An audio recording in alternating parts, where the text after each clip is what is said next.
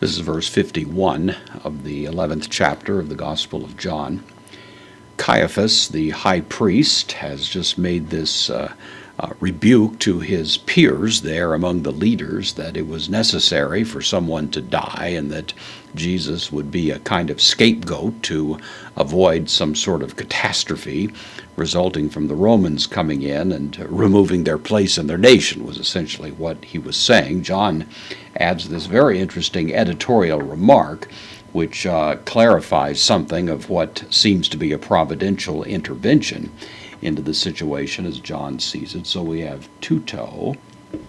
This is the accusative, neuter, singular pronoun, this, which is the object of the verb over here, apen. So this thing that he said, this pronouncement that we found in the previous verse, and then da, the postpositive af, this is from apo, it means from.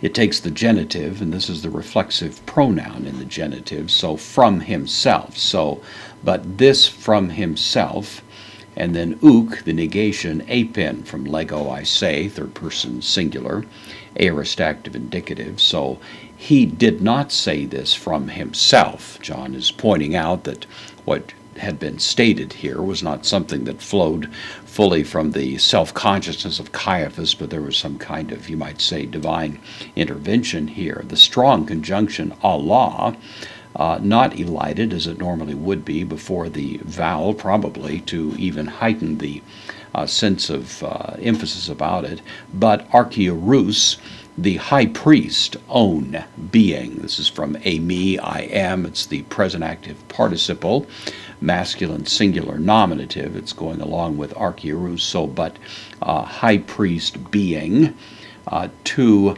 aniautu. This was a construction we saw actually in the previous verse, akenu, the demonstrative pronoun that year. And again, it's a way of highlighting this was a rather unusual year. This was not a normal year, and so this particular way of referring to it is a way of singling this out as a year that had unique significance. Of course, it is the year of the great events of the gospel, and that's probably what John has in mind. So this word means a particular year, heightened in emphasis, and then that one adds even more emphasis to it. So being the high priest that particular year, then aprophetusen. This is from prophetuo, which means I prophesy. It's related to the noun prophetes, the word for a prophet. This is simply the verb form of it. This is the third person singular, aorist active indicative. So he prophesied is the idea. Being the high priest that year, he prophesied. Maybe unwittingly. He didn't know he was doing it probably. And yet that really is the sense of what's going on here. He prophesied hoti, that, emelen. This is from mello. It means I am about to do something or I am going to do something. In this case, it's the third person singular, imperfect active indicative. So Jesus was going to, or Jesus was about to, and then apothnesken. This is an infinitive. It's the present active infinitive, that Jesus was about to die, the infinitive there. Huper, the preposition takes the genitive, means on behalf of, and to, the genitive article, and then ethnus. Very interesting that John uses the word ethnus there, because normally the word, which means a nation, was applied to Gentile nations. It would be rather unusual to apply it to the Jewish nation. It was commonly associated with Gentile nations, and there may be a little hint that John is implying now that really Israel is going to cease to be some sort of special distinct nation in the sense that it had been in the Old Covenant era, that it was in fact moving at this point toward just being one of the other nations, because a new nation is being created. Jesus said in Holy Week, the kingdom is taken from you and given to a nation worthy of it.